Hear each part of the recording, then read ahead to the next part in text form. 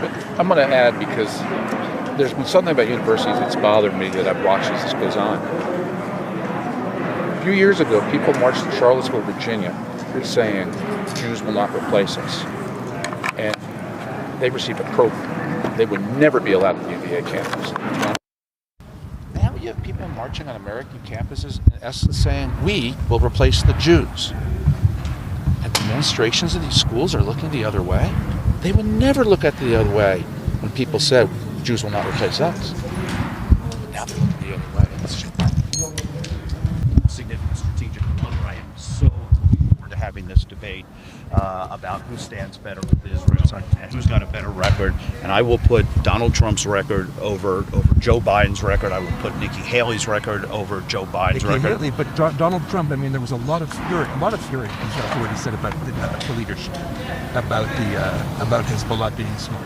Look, but see, that to me is such a red herring. You know, basically he's saying that the Hezbollah, he's not saying he supports them, he's not saying he endorses them, he's saying that they're strategic and focused in how they act. He's also saying it 10 days after the worst. Okay, but that doesn't change, you know, that doesn't change all that he has said previously and currently, all that he has done. His record is unblemished on this, and I think this is a poor attempt on the Democrats to try and change the conversation away from an incredible pro-Israel record to something that they would rather talk about, which is doesn't ring true. No, he shouldn't have said it, but his record is so strong and so good, he still has a deep pool of goodwill because he earned it, as you saw in this room. Given current events, I was expecting a lot of foreign policy to be discussed here on the stage. There wasn't necessarily a lot of domestic policy in years past. Is there more domestic policy, or is foreign policy still a big part of the event? Look, I think the foreign policy, because the aftermath of the October 7th, the horrors of October 7th, played an outsized role here in the conversation today, as it should be, and as is appropriate. But as we start to get into the general election and the campaign, our messaging to the Jewish community is obviously going to be targeted a lot on foreign policy in Israel and Iran and national security and things like that. But we're also going to talk about runaway inflation in this country, rising interest rates, trying to get us back to energy independence, jobs, education, combating anti-Semitism here at home. So, there'll be a lot of domestic issues that we talk about and which resonate with Jewish voters. Mr. Brooks, not long after October 7th, I think you said that that President Biden had done a surprisingly good job so far.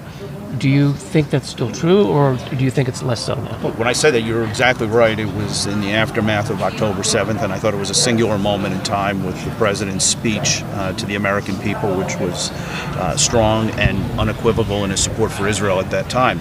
I think as we now see events unfold over the subsequent weeks to that, we have real concerns about where the administration is heading. Just the other day in a press conference with the Australian Prime Minister during a state visit, President Biden's all of a sudden out of thin air starts talking about a two-state solution, which is counterproductive and unhelpful right now.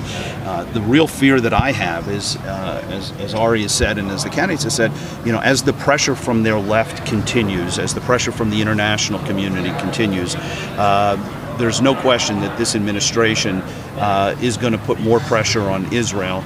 And that's not what we need. Israel needs to have unfettered support to do what it needs to take to once and for all eliminate the threat from Hamas. The question from JewTube: what is the RNC or the R.J.C. doing about election integrity, ensuring election integrity for 2024? I think that's more an RNC issue. It's not really what the R.J.C. does.